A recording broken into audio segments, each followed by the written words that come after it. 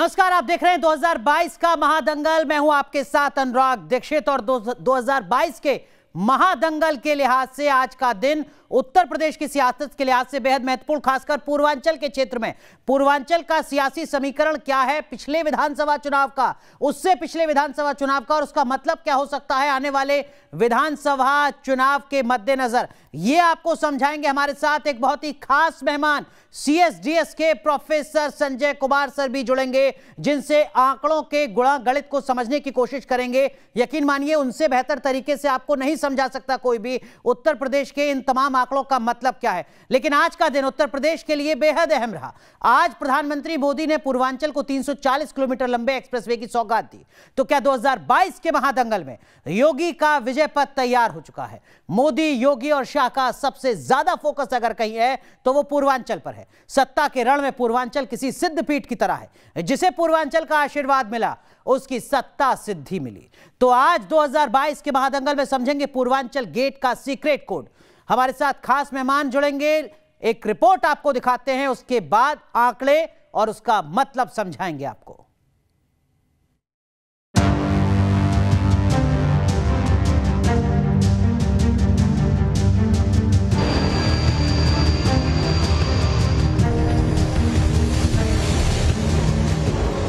भारत माता की जय श्री राम। पूर्वांचल गेट से यूपी फतह की तैयारी। भारत माता की जय जय श्री राम। कर्मयोग से मिलेगी सत्ता की चाबी। अब की बार 2022 का विजय पथ तैयार। ये एक्सप्रेसवे उत्तर प्रदेश को तेज गति से बेहतर भविष्य की ओर ले जाएगा। पीएम मोदी के साथ यूपी के पूर्वांचल एक्सप्रेसवे को दमदार हरक्यूलिस ने छुआ और यूपी को एक्सप्रेसवे की सबसे बड़ी सौगात मिल गई। यूपी के समर में सबसे मजबूत तस्वीर तन गई और सेट हो गया 2022 की जंग का एजेंडा, विकास। पूर्वांचल एक्सप्रेसवे यूपी में सिर्फ विकास का एक्सप्रेसवे नहीं है, बल्कि बीजेपी 2022 में इसे अपने विजय पथ के तौर पर भी देख रही है। प्रधानमंत्री मोदी C-130 हरकुलस से जब इस एक्सप्रेसवे पर उतरे तो यहां से उतरने के बाद उन्होंने इसे न सिर्फ समृद्धि बल्कि सुरक्षा से भी जोड़ा। जाहिर है, यूपी के चुनाव में ये सबसे बड़ा, एक तरह से कह सकते हैं कि विकास का ऐसा पथ होगा जिससे गुजरकर बीजेपी फिर से लखनऊ की सत्ता में पहुंचना चाहेगी। ये एक्सप्रेसवे यूपी के विकास का एक्सप्रेसवे है। ये एक्सप्रेसवे यूपी की प्रगति का एक्सप्रेसवे है। यकीनन कमाल तो है ही, क्योंकि महज 36 महीनों में करीब 340 किलोमीटर लंबा एक्सप्रेसवे पूर्वांचल को मिला है। जाहिर है, इसका सीधा असर चुनावों से पहले बह रही सियासी हवा पर भी पड़ेगा। शिलापट का अनावरण। यूपी की जंग तगड़ी है। बीजेपी विकास का शोकेस खोल चुकी है। एक एक कर पर्दा उठ रहा है, नया यूपी दिखाया जा रहा है और इसी शोकेस का एक बड़ा हिस्सा है पूर्वांचल एक्सप्रेसवे। पूर्वांचल भारतीय जनता पार्टी के लिए कितना महत्वपूर्ण है, इसका अंदाजा इसी बात से लगाया जा सकता है कि प्रधानमंत्री मोदी से लेकर गृह मंत्री अमित शाह लगातार पूर्वांचल का दौरा कर रहे हैं। तो वहीं योगी सरकार की कोशिश है कि अपनी विकास की योजनाओं से पूर्वांचल को साधा जाए। यूपी के महादंगल को बीजेपी विकास धर्म के आसपास ही रखना चाहती है। पूर्वांचल एक्सप्रेसवे उसके विकास एजेंडे का एक बड़ा लैंडमार्क है, लेकिन अभी एक और मास्टर स्ट्रोक बाकी है, काशी विश्वनाथ कॉरिडोर, जो पीएम का ड्रीम प्रोजेक्ट रहा है। पूर्वांचल गेट से यूपी की बिसात में विकास और धर्म की सधी चाल क्या विपक्ष के गणित पर भारी साबित हो सकती है? ये एक बड़ा सवाल। भारत माता की। Team news nation. भारत माता की। तो भारतीय जनता पार्टी के फोकस में है उत्तर प्रदेश का पूर्वांचल, लेकिन आप लोगों के जहन में यह सवाल हो सकता है कि आखिर पूर्वांचल फोकस में है तो इसका मतलब क्या है? आंकड़ों के जरिए आपको समझाएंगे। हमारे साथ, जैसा मैंने शुरुआत में कहा, बहुत ही खास मेहमान संजय कुमार सर हैं, जिनका लंबा अनुभव है। आंकड़ों की उनसे बात करेंगे, लेकिन उससे पहले जरा आपको आंकड़े भी दिखा देते हैं। उत्तर प्रदेश की पॉलिटिक्स में पूर्वांचल की अहमियत को अगर समझना है तो आप ऐसे समझ सकते हैं कि उत्तर प्रदेश की जो 403 विधानसभा सीटें हैं, उन 403 विधानसभा सीटों में से 142 सीटें अकेले पूर्वांचल से हैं। ये देखिए पूर्वांचल इस वक्त आपके सामने है, 142 सीटें हैं यहां पर। कुल जो सीटें हैं उत्तर प्रदेश विधानसभा की, उसमें 35% सीटें अकेले पूर्वांचल से आती हैं। बाकी क्षेत्रों की अगर बात की जाए तो द्वाब और अवध का जो रीजन है उसकी अगर बात की जाए तो देखिए द्वाब में सिर्फ 73 सीटें हैं, कुल सीटों का 18% के आसपास हिस्सा है। वहीं दूसरी तरफ अगर बात की जाए अवध क्षेत्र यानी लखनऊ और उसके आसपास का इलाका, तो लगभग 73 सीटें हैं, 18% की हिस्सेदारी अवध क्षेत्र की भी है। अवध क्षेत्र के बाद अगर बात की जाए बाकी क्षेत्रों की, रुहेलखंड यानी मुरादाबाद, बदायूं, संभल, ये जो पूरी बेल्ट है यहां पर लगभग 52 सीटें हैं, 52 सीटें और 12% या कहिए 13% के आसपास की हिस्सेदारी है। वहीं अगर बात की जाए पश्चिमी उत्तर प्रदेश की, दिल्ली से सटा उत्तर प्रदेश का इलाका, यहां पर 44 सीटें और कुल विधानसभा सीटों की हिस्सेदारी के तौर पर इसको देखा जाए तो यह बैठता है लगभग 11% के आसपास। वहीं बुंदेलखंड जिसकी बात बहुत ज्यादा होती है हर चुनाव में, वहां पर 19 सीटें हैं और हिस्सेदारी बहुत कम है, 4 से 5% के आसपास। आंकड़े आपने देख लिए, सीधा रुख करते हैं संजय सर का।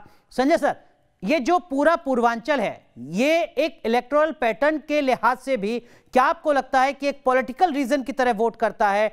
जिस तरीके का पूर्वांचल का वोटिंग पैटर्न रहा है, क्या आपको लगता है कि वाकई पूरे पूर्वांचल को एक सियासी नजर से देखा जा सकता है? देखिए अनुराग, आप इस बात का जिक्र कर रहे थे कि पूर्वांचल का महत्व क्या है यूपी में। आपने आंकड़ों के जरिए दिखाने की कोशिश की कि 35% सीटें जो हैं यूपी के पूरे यूपी में वो पूर्वांचल से आती हैं। अगर एक आम तरीके से दर्शकों को समझाने की कोशिश करें, यूपी में एक चार कोणीय मुकाबला होता है चुनाव में। समाजवादी पार्टी है, बीएसपी है, कांग्रेस है और बीजेपी है। आमतौर पर अगर किसी पार्टी को 35% अगर वोट आ जाएं तो वो पार्टी चुनाव जीत जाए। तो पूर्वांचल का महत्व समझिए, 142 सीटें जो 35% पूरे सीटों की हिस्सेदारी करती है। जो पार्टी पूर्वांचल में अच्छा करती है, जिसका प्रदर्शन अच्छा रहता है, उसके चुनाव में जीतने का आसार बहुत स्पष्ट दिखाई पड़ता है। हमने 2017 के चुनाव में देखा, 2017 के चुनाव में बीजेपी ने पूर्वांचल में जबरदस्त प्रदर्शन किया। उसके पहले के चुनाव की ओर अगर जाएं, 2012 का चुनाव जिसे समाजवादी पार्टी ने जीता था, आंकड़ों के नज़रिए से हम देखने की कोशिश करेंगे कि 2012 के चुनाव में भी समाजवादी पार्टी ने पूर्वांचल में जबरदस्त प्रदर्शन किया। और अगर उससे एक चुनाव पीछे चले जाएं, 2007 का चुनाव जिसे बसपा ने जीता था, बसपा बीएसपी ने भी पूर्वांचल में जबरदस्त प्रदर्शन किया। तो पूर्वांचल का जो महत्व है पूरे यूपी की पॉलिटिक्स में इस वजह से है कि क्योंकि उसकी सीटें बहुत ज़्यादा हैं। जी बिल्कुल, तो पूर्वांचल का जो गुणा गणित है वो बहुत ही सरल शब्दों में आपने बताया सर कि क्या वजह है कि हर पॉलिटिकल पार्टी जो सत्ता पर काबिज होती है उसका ट्रैक रिकॉर्ड अगर पूर्वांचल का देखा जाता है तो वहां पर भी उसका बेहतर प्रदर्शन नजर आता है। कुल मिलाकर पूर्वांचल में जिस भी पार्टी ने परचम लहराया उत्तर प्रदेश की सत्ता पर वही काबिज हुई। यूपी विधानसभा के पिछले 3-4 विधानसभा चुनाव को देखें तो पूर्वांचल में फतेह हासिल करने वाली पार्टियों ने ही यूपी में सरकार बनाई है, जैसा कि अभी संजय सर कह रहे थे। 2017 के चुनाव से लेकर 2002 तक के आंकड़े यही कहते हैं। देखिए उत्तर प्रदेश की बात कर रहे हैं हम, यहां हम पूर्वांचल की बात कर रहे हैं। 2017 योगी आदित्यनाथ को पूर्वांचल में 100 सीटें मिलती हैं और जो वोट प्रतिशत है, जो सीट शेयर है पूर्वांचल में, वो 70% से ज्यादा है। ये 2017 के आंकड़े हैं। इससे पहले 2012 की अगर बात की जाए, पूर्वांचल की सिर्फ बात की जाए, तो पूर्वांचल में अखिलेश यादव का प्रदर्शन भी बेहतर रहता है। 84 सीटें समाजवादी पार्टी जीतती है और सीट शेयर लगभग 60% के आसपास। 2007 जिसका जिक्र अभी संजय सर कर रहे थे, 2007 में बीएसपी मायावती का प्रदर्शन भी पूर्वांचल में अपेक्षाकृत काफी बेहतर रहा। 77 सीटें यहां पर बीएसपी जीतती है और 54% से ज्यादा का वोट शेयर यहां नजर आता है। 2002 में समाजवादी पार्टी का प्रदर्शन भी अगर आप देखें तो 56 सीटें पूर्वांचल में मिली थीं, 40% के आसपास सीट शेयर था और इसका सीधा मतलब यह था कि समाजवादी पार्टी तब 2002 में सत्ता में आई थी। तो जो भी पॉलिटिकल पार्टी उत्तर प्रदेश में सत्ता में आया वो पूर्वांचल के रास्ते ही आया। संजय सर, क्या इसका मतलब यह भी निकाला जाए कि पश्चिमी उत्तर प्रदेश में जिस तरीके के हालात पिछले कुछ सालों में रहे हैं, खासकर किसानों के प्रोटेस्ट के मद्देनजर, भारतीय जनता पार्टी के लिए पूर्वांचल ज्यादा जरूरी हो गया है? आप सही कह रहे हैं अनुराग। आपने देखा, आंकड़ों के नजरिए से आपने बताया कि पूर्वांचल में जिस पार्टी ने यूपी में सरकार बनाई उसने पूर्वांचल में बहुत अच्छा प्रदर्शन किया। पहले आंकड़े आपने दिखाए, उसका जिक्र भी आपने किया। आप देखें पूर्वांचल की 142 में से 100 सीटें बीजेपी ने जीती, जिसको प्रतिशत के रूप में जब आपने दिखाया 70% पूर्वांचल की सीटें बीजेपी जीत रही है। समाजवादी पार्टी भी तकरीबन कोई 60% सीट पूर्वांचल की सारी सीटों में से जीत रही है। वैसे ही एक अच्छा प्रदर्शन बीएसपी ने भी किया था 2007 में। अब इन चुनाव में, आने वाले चुनाव में, 2022 के चुनाव में बीजेपी के लिए महत्वपूर्ण हो गया है कि न वो अपने सिर्फ 2017 के प्रदर्शन को पूर्वांचल में रिपीट करें, बल्कि उससे बेहतर करने की जरूरत होगी। और क्यों बेहतर करने की जरूरत होगी, जिसका जिक्र अभी आपने किया अनुराग। पश्चिमी उत्तर प्रदेश में 44 सीटें हैं और बीजेपी ने जबरदस्त प्रदर्शन किया था 2017 के चुनाव में। वोटों के लिहाज से जब हम देखेंगे तो देखेंगे करीब करीब 45% वोट बीजेपी को आया था इस इलाके में, और जबरदस्त प्रदर्शन था। जिस तरह से किसानों का आंदोलन चल रहा है पिछले दिनों, किसान नाराज दिखते हैं, जाट समुदाय के वोटर जिन्होंने बीजेपी को जबरदस्त वोट किया था। आप 2017 की बात कर लें, 2019 का लोकसभा की बात कर लें, इन सारे चुनाव में जाट वोट बीजेपी को एकमुश्त मिला था। आंकड़ों के नजरिए से अगर बताने की कोशिश करें तो तकरीबन 70 से 75% जाट वोट इन्हें मिला। उम्मीद ये की जा रही है कि बीजेपी को पश्चिमी उत्तर प्रदेश में नुकसान हो सकता है, और अगर पश्चिमी उत्तर प्रदेश में बीजेपी को नुकसान होता है तो बीजेपी को एक अच्छा प्रदर्शन करने के लिए उसकी भरपाई करनी होगी। भरपाई कहां से होगी? भरपाई होने की गुंजाइश पूर्वी उत्तर प्रदेश से है, क्योंकि पूर्वांचल में सीटें ज़्यादा हैं। कुछ और क्षेत्र भी हैं वहां सीटें कम हैं, जिसका जिक्र आपने शुरू में ही किया। इसी के लिए ज़रूरी है कि बीजेपी पूर्वांचल में पिछली बार की तुलना से भी अच्छा प्रदर्शन करे। और ये सब जो कवायद हो रही है, प्रधानमंत्री जा रहे हैं, योगी आदित्यनाथ हैं, आपने गृह मंत्री का जिक्र किया, सबकी नज़र है पूर्वांचल पर, और उसकी वजह बहुत साफ है, 142 सीटें। ठीक है संजय सर, इसी से जुड़ा एक और सवाल सर, अगर आप समझा सकें अगले आंकड़े पर जाने से पहले, क्या आपको लगता है कि जो पूर्वांचल का मतदाता है वो अपेक्षाकृत कंफ्यूज नहीं है, वो फोकस्ड है? अगर 70% सीटें अकेले भारतीय जनता पार्टी को मिलती हैं पूर्वांचल में, तो मतदाता के जहन में ये क्लियर है कि उसको किसको चुनना है, तब जबकि पूर्वांचल में बड़े राजनीतिक दलों के साथ साथ कई छोटे राजनीतिक दल भी हैं। देखिए, ये कह पाना तो बड़ा मुश्किल है कि पूर्वांचल के वोटर एकदम उन्होंने मन बना लिया है। छोटे छोटे दल हैं, गठबंधन की अहमियत है यूपी की राजनीति में, और यूपी, पूर्वांचल भी यूपी का हिस्सा है।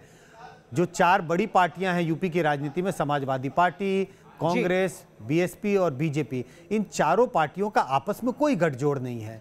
तो अगर आपस में गठजोड़ नहीं है तो इन सारी पार्टियों की ये उम्मीद है और उनकी कोशिश है छोटी छोटी पार्टियों से गठबंधन करें, और छोटी छोटी पार्टियों से गठबंधन कर वो अपना सामाजिक जो उनका आधार है, जो इलेक्टोरल बेस है, उसको बढ़ाना चाहते हैं, उसका विस्तार करना चाहते हैं। तो जो भी पार्टी छोटी छोटी पार्टियों के साथ गठबंधन करेगी उसका उसको लाभ हो सकता है। अगर पूर्वांचल को के मतदाताओं के नज़रिए से देखें तो ये वो इलाका है जहां पर मुस्लिम मतदाताओं की तादाद ज़्यादा है, यादव मतदाताओं की तादाद ज़्यादा है। तो हर पार्टी ये कोशिश कर रही है कि कुछ गठबंधन की जाए छोटे छोटे दलों से। और ये छोटे दल कैसे हैं? जो छोटे छोटे जातियों समूहों का प्रतिनिधित्व करते हैं। जिस पार्टी को सफलता मिलेगी इन समुदाय के साथ, इन दलों के साथ गठबंधन करने में, उसके पूर्वांचल में अच्छा प्रदर्शन करने की गुंजाइश ज़्यादा रहेगी। चलिए, एक बड़ा सवाल यह भी है कि उत्तर प्रदेश में सरकार बनाने वाली पार्टियों का क्या पूर्वांचल में ज्यादा जनाधार है? इसे समझने के लिए भी हम आपको जरा एक ग्राफिक्स दिखाते हैं। दरअसल में इस आंकड़े के जरिए आप समझ सकते हैं 2017 के उत्तर प्रदेश के विधानसभा चुनाव में भारतीय जनता पार्टी को पूरे उत्तर प्रदेश में लगभग देखिए, ये आपको हम वोट शेयर दिखा रहे हैं उत्तर प्रदेश का और पूर्वांचल का, और यहां आप अंतर देख सकते हैं। यहां आप अब देखेंगे तो यहां भारतीय जनता पार्टी को 2017 में पूरे उत्तर प्रदेश में लगभग 40% वोट मिले थे, वहीं पूर्वांचल में 35% वोट मिले थे। इससे पिछले विधानसभा चुनाव की बात की जाए तो हालात थोड़े अलग हैं। समाजवादी पार्टी को 2012 में 29% वोट मिले थे पूरे प्रदेश में, लेकिन यहां पर पूर्वांचल में 2% ज्यादा वोट मिले थे। 2007 की लगभग स्थिति बराबरी की थी, 2002 में एक बार फिर बड़ा अंतर था। सवाल यह संजय सर कि पूर्वांचल ही क्या उत्तर प्रदेश की जीत का रास्ता है, या फिर आपको लगता है कि कहीं कुछ वोटों का बिखराव है जो जीत सुनिश्चित कर देता है? नहीं, पूर्वांचल रास्ता तो है लखनऊ के लिए, क्योंकि उसकी वजह बहुत साफ है। उसकी वजह साफ है क्योंकि नंबर ऑफ सीट्स ज़्यादा हैं, 142, जिस बात का जिक्र हम बार बार कर रहे हैं। अनुराग, आप भी कर रहे हैं जिक्र, मैं भी कर रहा हूं जिक्र। लेकिन जिन आंकड़ों को आपने दिखाया, हमने ये देखा कि बीजेपी ने 142 में से 100 सीटें जीती थी 2017 के चुनाव में। समाजवादी पार्टी ने भी अच्छा प्रदर्शन किया। वोटों के लिहाज से अगर देखें तो समाजवादी पार्टी का जनाधार पूर्वांचल में समाजवादी पार्टी का जो जनाधार पूरे यूपी में है उसके लगभग बराबर है, उससे कहीं थोड़ा ज़्यादा दिखाई पड़ता है, क्योंकि उनको पूर्वांचल में उनके एवरेज वोट से ज़्यादा वोट मिलता है।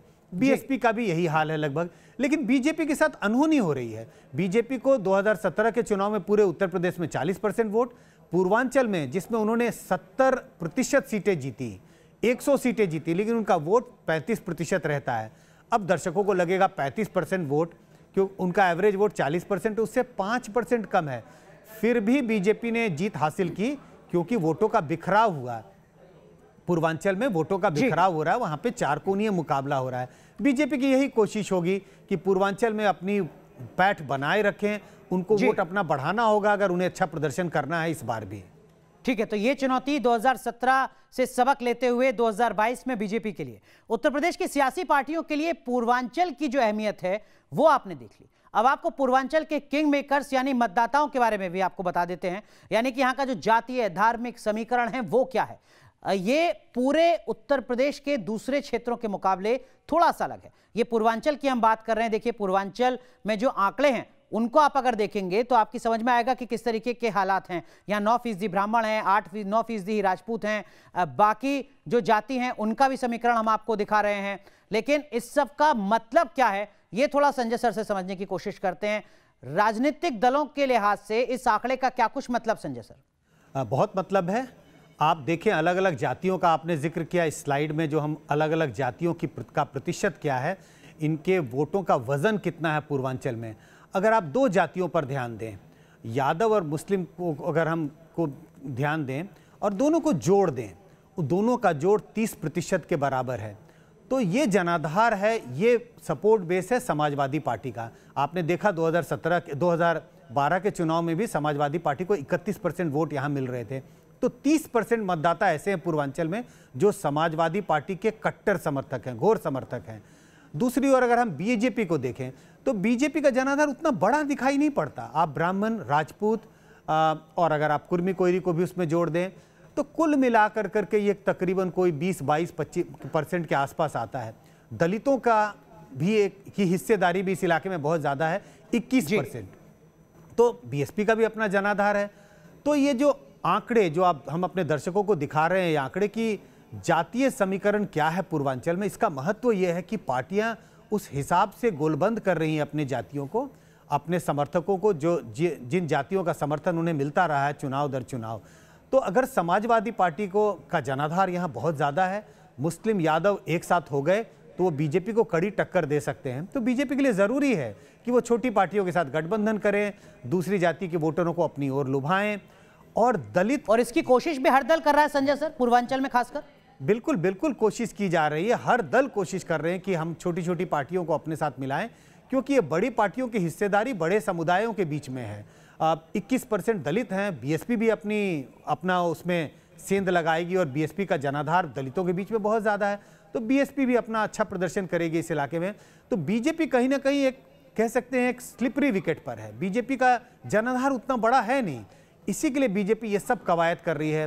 पूरी फौज, बीजेपी की पूरी सीनियर टीम वहाँ जाकर करके प्रधानमंत्री जा रहे हैं, गृह मंत्री जा रहे हैं, उसके बाद स्टेट चीफ मिनिस्टर वहाँ हैं। तो ये सब बीजेपी की कोशिश है कि अपना जनाधार जो है उनको बचाए रखें और छोटी छोटी पार्टियों के साथ गठबंधन करें, जिससे अन्य जो समुदाय के जो वोटर हैं, जिनको हम कहते हैं लोअर ओबीसी, कहार, धानु, कुम्हार, जो तमाम तरह की छोटी छोटी जातियां हैं, उसके वोटरों को अपनी ओर ला सके। और अगर बीजेपी ये करने में सक्सेसफुल रही तो बीजेपी पूर्वांचल में एक अच्छा प्रदर्शन कर सकती है। ठीक है, तो विकास के दावों के साथ साथ जो छोटी पॉलिटिकल पार्टी हैं, स्थानीय जो राजनीतिक दल हैं, उनको साधने की कोशिश इसीलिए की जा रही है कि पूर्वांचल में जीत का जो नंबर है वो तभी सुनिश्चित होता है अगर छोटे राजनीतिक दल भी आपके साथ हों। बहुत बहुत शुक्रिया संजय सर जुड़ने के लिए हमारे साथ और बेहतर तरीके से इन आंकड़ों का मतलब क्या है सरल तरीके से दर्शकों को समझाने के लिए। 2022 के महादंगल में आज के लिए बस इतना ही, लेकिन आप बने रहिए न्यूज़ नेशन के साथ, क्योंकि खबरों का सिलसिला यहां कभी नहीं थमता।